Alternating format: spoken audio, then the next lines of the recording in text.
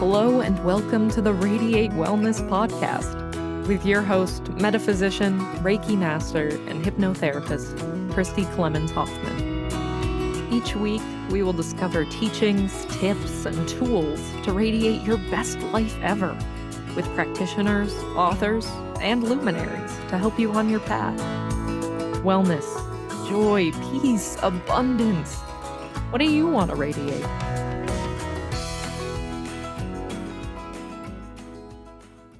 Hello and welcome back to the Radiate Wellness Podcast. Today we radiate Non-Duality with Scott Flynn, who is the author of Love Outpouring, Experiencing Ever-Present Happiness by Illuminating and Eliminating the Difference Between Who You Are and What You Have Mistaken Yourself to Be. Thank you so much for joining me today, Scott. Thank you for having me, Christi.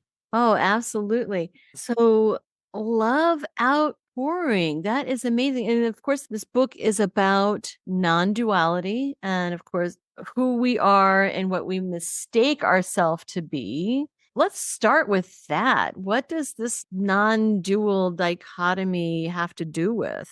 Yeah, if we go back to just the definition of non-duality to start with. So non-duality is the English term for the Indian philosophy of Advaita Vedanta. So Advaita means not two or one without a second. So not two is the same thing as saying non-duality. Okay. So Advaita is not two. And Vedanta, in English words, you could say is a philosophy.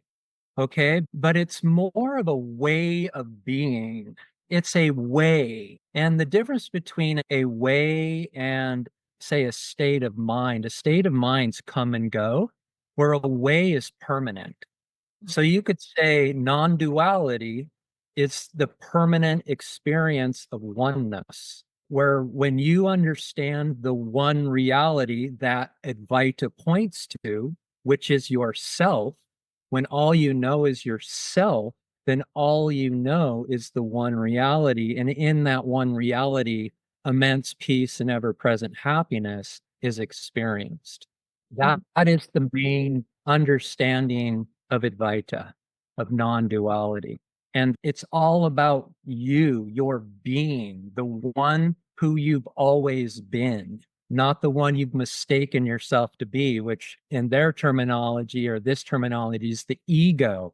We've mistaken ourselves to be all of our attributes. And in that, we move our attention away from the love of ourself, the one reality. And when we move our attention away onto our attributes, we lose contact with the love of ourself and we start to suffer. We start to literally run around this world looking for wholeness when all we're wanting is to turn back within and rest in the wholeness of ourself. So this message is about illuminating what this one reality is, which is ourself. We call it ourself. That's with a capital S. And once we understand what that is, we can then choose to turn within to experience that again permanently. And it's in that permanent experience where we say that the eternal peace is experienced, the ever-present happiness is experienced. It's not a state of mind that comes and goes anymore. It's a way of being. So Advaita Vedanta, I'm probably butchering that. This is a Hindu term? Yes. And where did you learn these concepts? How did you get into these concepts? Yes. Typically, there's two reasons why somebody would end up here. One is to just understand the truth of existence, the truth of reality. Like, what is going on here? How does this work? And how can I experience it? The other is, and it's more typical, is that you encounter a level of suffering through your life to where you go on a seeking quest to find an answer to be happy again. And that was my journey. I'm here because of the tremendous suffering that I experienced. And somebody put a non-duality book in my hand 7 or 8 years ago now and said, this might be your solution.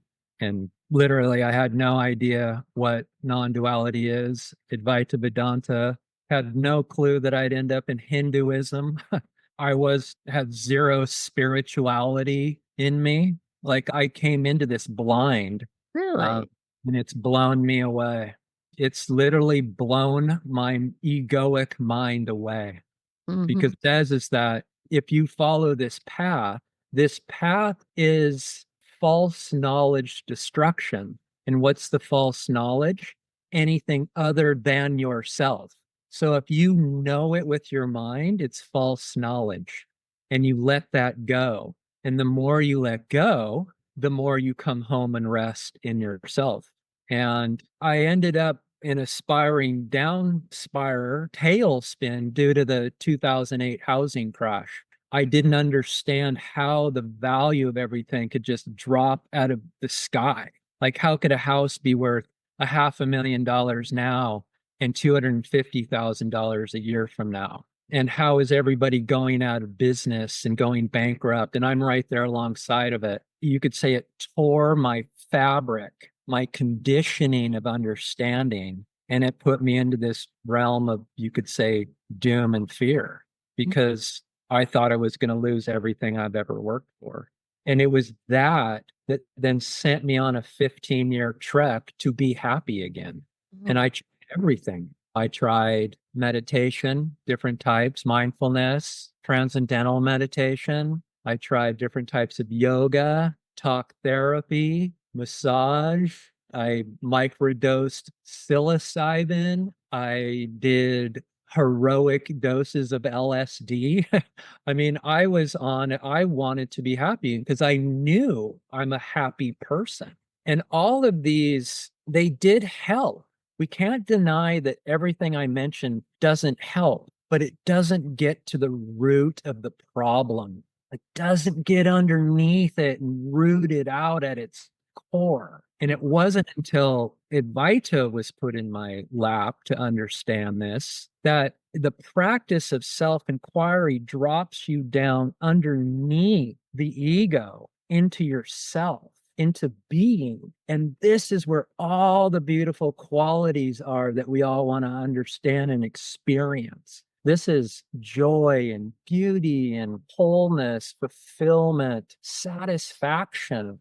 And when you're down here, you're remembering that this is what you are. You're not the agitative ego. And the more you hang out down here, the more you remember, and it radiates up through you this way. So it radiates out from the root, and it literally eliminates any sort of negativity that you're experiencing.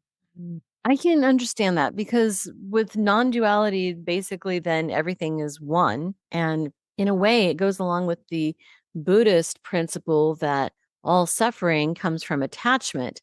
Well, if we have duality, there is an attachment to what is not. There's a lack that and of course, I may be interpreting this all wrong, but there is a lack that we're not experiencing. And, attachment to what is not might be the root of suffering. Yeah.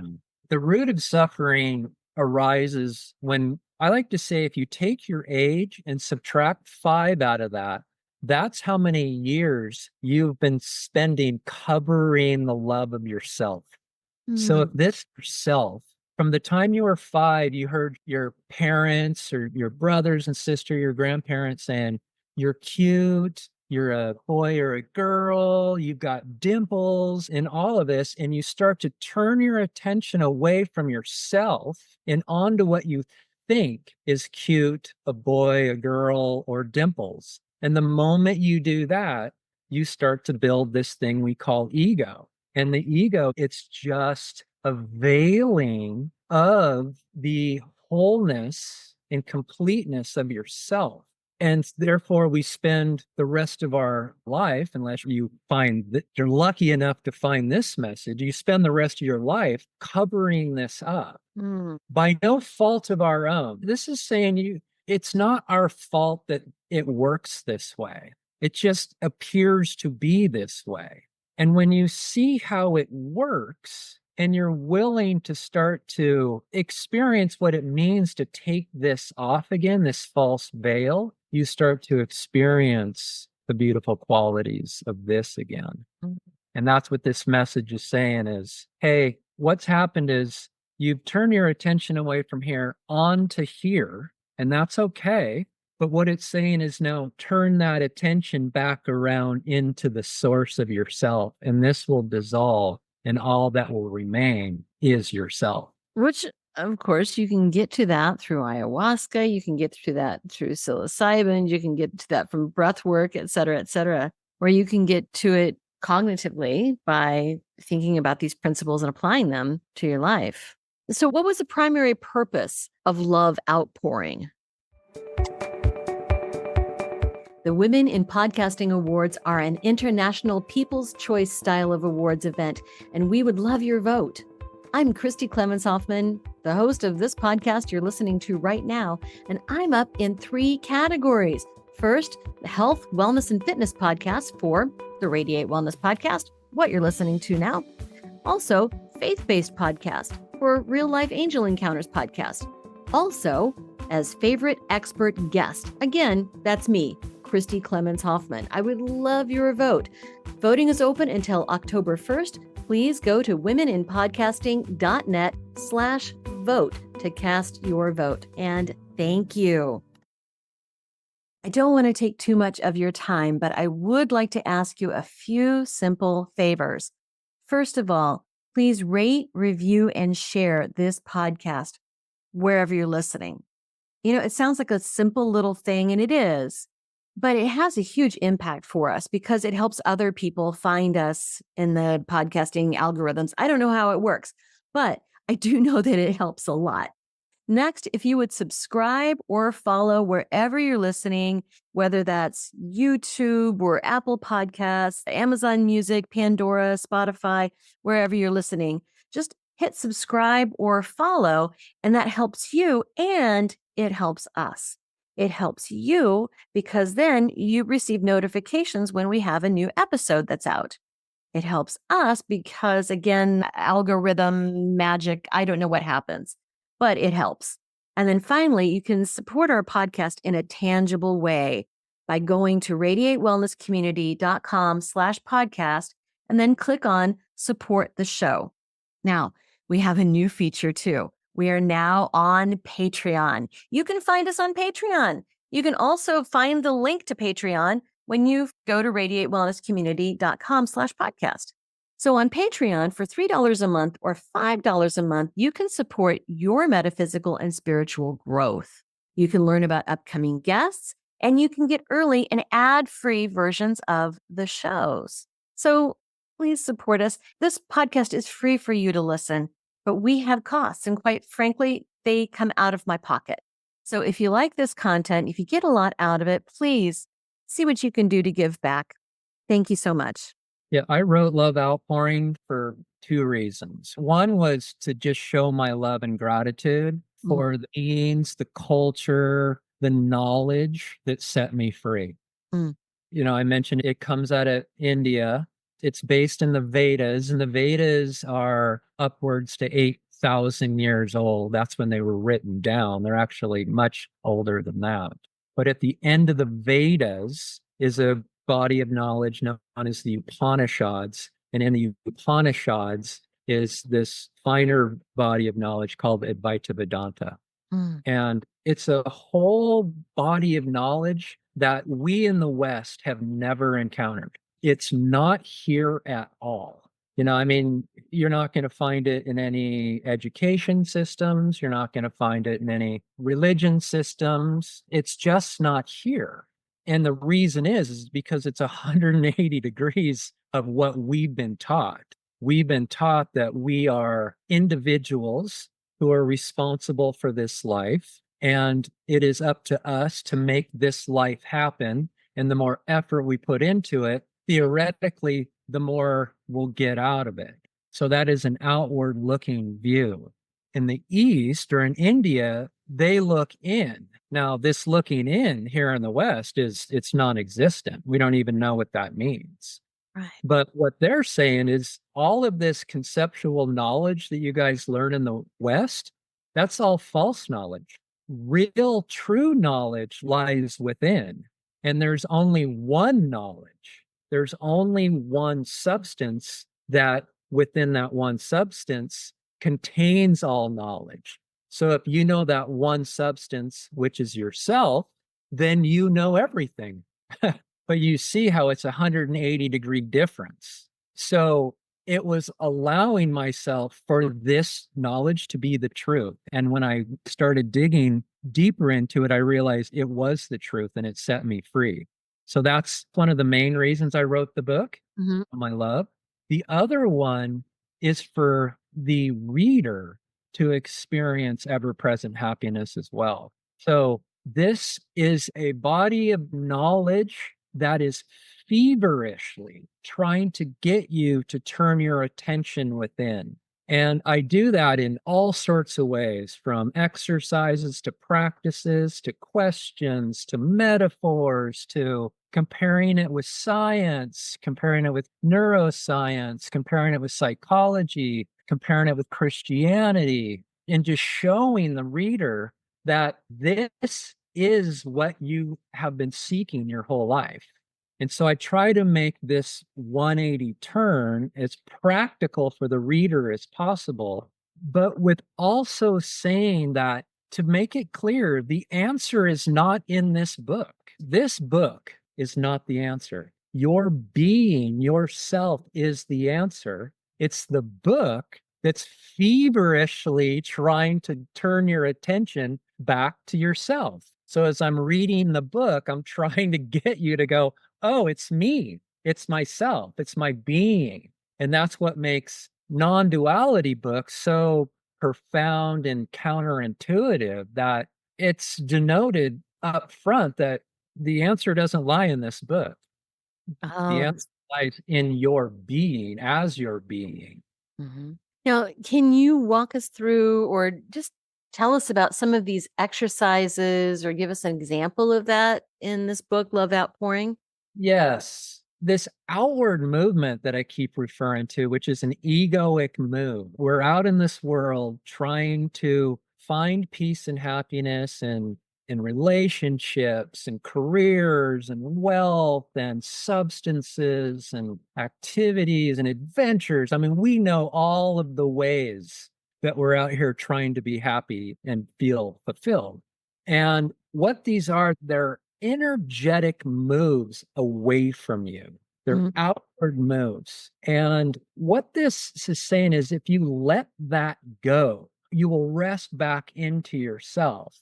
Well, now this letting go is foreign to us. This is very foreign, especially to us in the West, what this means. The examples I use of letting go is that, say these outward movements are a spring, and you pull these springs away from you. So say you've got a spring of relationships and of adventure and wealth that you think that you are, and you're out here running around trying to gain this. These are all outward energy movements. Okay, letting go is the relinquishing of the energy stored in those springs. Okay, by us out here moving around, we actually put energy into these springs and then hold these springs in place.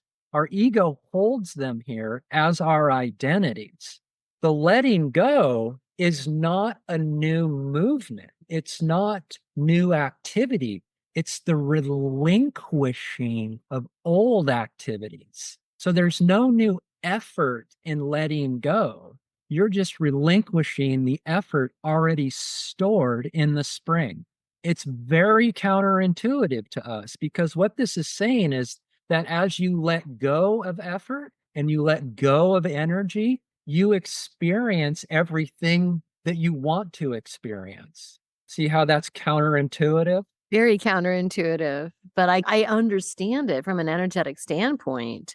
Yeah. You know, holding on to resistance around the energy is not going to get you anywhere, but surrendering to what it is and accepting it for what it is actually going to get you the results that you're looking for. Yes. And we're not taught that this is possible. We say that can't be it. That can't be the truth. That can't lead to peace by letting go of all of my energetic identities and relaxing back into self. That can't be the answer until you experience it and you're like, this is the most beautiful thing I've ever experienced because it's the absence of effort. It's the relentless pursuit of effortlessness. That's how I describe this. You're feverishly, relentlessly letting go. And in that, you experience the wholeness and completeness of yourself again. Mm. And so another way of showing it is like you're born an open palm. You're just this free floating being, a baby, a child. And over time, like I mentioned, people start to say who you are, and you turn your attention away from yourself. And this free floating palm starts to tighten up and become a fist. It's contraction. An ego is contraction. When we identify, we contract into this body, and I'm in here and I'm not free anymore. And what that is that you're identifying as somebody and you're putting energy into this, what was once free. You're bound here. This is bondage. The ego is bondage. And what this is saying is that you're cracking this fist open again by letting go, by letting these energies go. You're cracking this fist open again so that it can relax and go back into its natural state of being. And again, going from here to here, there's no effort. This is the relinquishing of effort. Again, very counterintuitive to what we've been taught, right? We've been taught you'd have to put effort into things to gain something. This is saying that is completely backwards. By letting go, you gain all of the beautiful qualities that you have been feverishly running around this world trying to find. So these are some of like the physical, visual examples I give. You know, I have little stories. I've got questions for you throughout the book. And I've got the practice of turning within. What does that mean? Love Outpouring is meant to just not let your mind escape the message. It's created you could say, a capsule of different pointers from different people from around the world. There's artists, there's musicians, there's poets, there's sages, there's saints. I try my best to describe to you that everything in this world is pointing you back to yourself and that it is worthwhile for you to go down this path to see if it's true or not. See. And so what are some of the roadblocks we intentionally or probably more so unintentionally set up for ourselves? Yes, the primary roadblock is self-doubt. So that's capital S, saying that your being, your infiniteness has no value. So as people, as individuals, we only think that I'm contained in this body, and then there's separateness between me and all other objects. That when somebody happens to point out consciousness or awareness or being, you say, yeah, I'm aware, or yeah, it's back here somewhere, but it's not a thing. It doesn't have any value. So why do I care about it? And so that's the self-doubt that this message has any validity to it. And the reason that the individual, the person in us, doubts it is because our mind only knows things and it will only give credibility to that which it knows. So any object that your mind knows, your person, your sense of individual will give it value. Now, some things have higher values than others, but it's willing to entertain any object that it can get its mind around. So your mind is a finite object, and it can only get its arms around other finite objects. So when somebody points to awareness or consciousness, the mind gives it a look and says, I can't get my arms big enough around the infinite to know it, label it, and call it my own. Therefore, I'm going to write it off as having no value. And that's why when you first encounter this message, you look at consciousness. Yeah, I'm conscious, I'm aware, but so what? There's nothing there. It's not until you examine what awareness is or consciousness is that it has all of the qualities you seek. And the more you turn to it, the more those qualities start to come to the forefront of your experience. And you realize, oh, this is the answer. I am is the answer I seek. So that is a primary roadblock. And the other one is, which freaked me out at first, when I came into this message, is that I'm not who I think I am. I'm not an individual. Then this is where the science came in and the neuroscience and the psychology that nobody has ever found an ego. The brightest minds in the world don't know where this elusive ego hangs out. They say that it's in nodes in our brain that turn off and turn on, comes and goes. Sometimes it's there, sometimes it's not.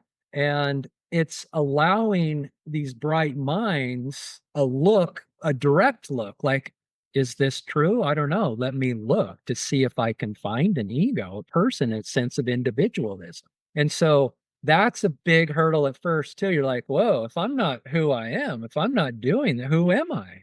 That's the primary question in all of this. Who am I? Yeah, you're going down a path to answer that question. Who am I? Mm-hmm. So it seems like the two big roadblocks, that it doesn't have any value. My infinite being has no value. And it kind of freaks me out to hear that I'm not in here. I'm not doing this. I'm not an individual doing this life. Mm-hmm. Right. Again, that oneness and that lack of oneness that we're feeling. Have you ever heard of Jill Bolte Taylor's talk? It was a TED talk, My Stroke of Insight. And she talks about how you can either choose to live as part of this one consciousness, or you can choose to remain differentiated. You can choose to remain apart. So kind of like the Matrix, do you choose the truth or do you choose to be in the sleepful state that you're in? So we can choose whether we want to be in this duality or experience that oneness. You say this gets very specific. So to your point, you're saying you can choose between being a part of the one or not, right? This says is like, who's the one that has the choice? So if we notice that every decision in our life, everything that we do, every activity, every thought, every emotion comes back to this I. And so I like to say it's a funnel. Like we're out looking in this world. I own a house. I am an engineer. I am a father. I like this over that. I am going to go to Europe. I. It's all comes back to this I. And we don't deny that this is not happening. It's non-duality. We accept everything for what it is. What this is saying is that we're questioning the I. We're saying, turn your attention away from all these things this I does and question the I. Look into the I that does all this and is doing all of this. And when you do that, you'll realize there isn't one. And in that realization, what remains in that is infinite peace. It's the I that creates all the bondage. And once you realize that there's nobody in here, then there's nobody that has bondage, and all that remains is peace and contentment. Love that. I'm looking at your website. This is loveoutpouring.com. And you work with people, you schedule sessions, and people can book a session with you. What do you do in these sessions? Everybody seems to be somewhere along the path. The path is anywhere from I am an individual and I am not willing to look at anything other than me being an individual, to anywhere to, I'm a self-realized being. Like all I know is unity and oneness. And we lie somewhere on this spectrum. And so people are coming to me anywhere on this spectrum because I know this spectrum. And so I listen to them for a while and then I capture them where they are and I help them along. And it's usually done by them asking me questions. And then I'm responding to do one or two things: dispel false knowledge. So they're starting to understand what true knowledge is, in the attempt to get them to turn their attention inward, right? So the true understanding only happens once you turn your attention within. Before that, it's all conceptual knowledge. It's objective knowledge, only known by the mind. But if you want to understand this knowledge inherently, it's not until you turn within and rest in yourself to where you inherently start to understand this message. So that's what I do with people. And that's why I make it free, because I don't want anybody to have any barriers to being happy. That's wonderful. So we can book a free session with you at loveoutpouring.com and have a private one-on-one session where it sounds like very much the Socratic method, where it's questioning and answering. And then those sessions also you put on YouTube to educate and inform and inspire others, correct? Yes. And you have the option to say, I don't want to be on YouTube, or I just want this to remain private. And I totally respect that. And it's not a denier. It doesn't mean that if you don't want to go on YouTube, that I'm not going to take your call. That is not the case. Everybody is welcome, no matter where they are on the path. I love that. That's wonderful. And where can people find your book? On Amazon and Barnes and Nobles and any other major outlets. It's also on Kindle. All the places where fine books are sold. Yes, yes. And you are located in Boise, Idaho. So when people do want to schedule an appointment or book a call with you, you are in, I think that's Mountain Time. Yes, it is Mountain Time. And if you're in the area, I'd love to meet one-on-one in person. Oh, lovely. Oh, that's nice. Yes, I'm sure anybody in the Boise area would be able to book an appointment with you. That's wonderful. Is there anything we haven't talked about that you think is important? Anything we have not mentioned that we really need to talk about?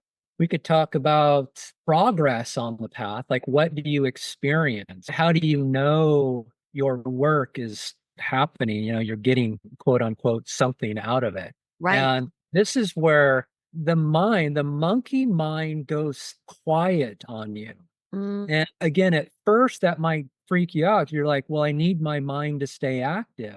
And you'll see that that is not the case. A quiet mind is peace. And in that peace, life is so much more pleasant. And so in that calming of the mind, you're moving from mind into your heart. And your heart is pure understanding. And so you're starting to understand the one reality of yourself. And that one reality contains in it everything. It's the infinite contained in the one, the paradox going on there. And so the more you come home to self and rest in yourself as yourself, the more you understand everything. So the questioning of, why is this happening? Why is my life not going as planned? You know, why this, why that? The questions die down because you start to understand reality for what it is. So questions die down. The other thing I noticed is that I had by my bedside for several years ancient wisdom books like the Tao Te Ching. It's like it sat there. I knew there was wisdom in it. And I try to read it and I do my best, but I didn't get it. And then one day I picked it up. I got it. It just flips like, I'm like, I understand. I understand this. And again, this is just, there's a settling into peace during this. And that is the primary reason to do this is that you start to experience a life of peace. A life of, you're just peaceful regardless of what is happening in life. You see beauty in things that you never saw before. And you don't know why it is that you look at a flower now and it's beautiful. You're looking like, I don't know why you're beautiful. I don't know why I'm gazing at you, but there's something here that I didn't see before. And it's literally coming back into a childlike mind. I mean, all of the sages say that happiness is a childlike mind. Success in life is a childlike mind. And you can even go to the quantum physicists. Albert Einstein knew this. Albert Einstein was known as like a playful child with wispy hair. And if you read what people thought of him, his wife used to call him her child. And Mhm. what Albert knew is that that's what gave him his greatness, his freedom, his imagination could run wilder, you could say, when you experience life from a child's mind of awe. Mm. Everything becomes a honest again. Mhm. And we can get that through this practice of non-duality, which we can do through exercises and examples from your book, Love Outpouring by Scott Flynn. And also you can go to loveoutpouring.com and book a session for free with Scott. And then find the book on Amazon, Barnes & Noble, or wherever fine books are sold. Thank you so much for joining me today, Scott. This has been very enlightening. Christi, thank you so much. I appreciate what you do, and I appreciate you having me on. Absolutely. Don't know what to watch next? Decisions. Well, we've got some suggestions. You can click this little video here and watch that. It's something that we think you're going to like. If you like the last one, you're going to like that one too. You can also click on the subscribe button. And if you do that, then you'll get notifications whenever we have a new video up. Win-win, right?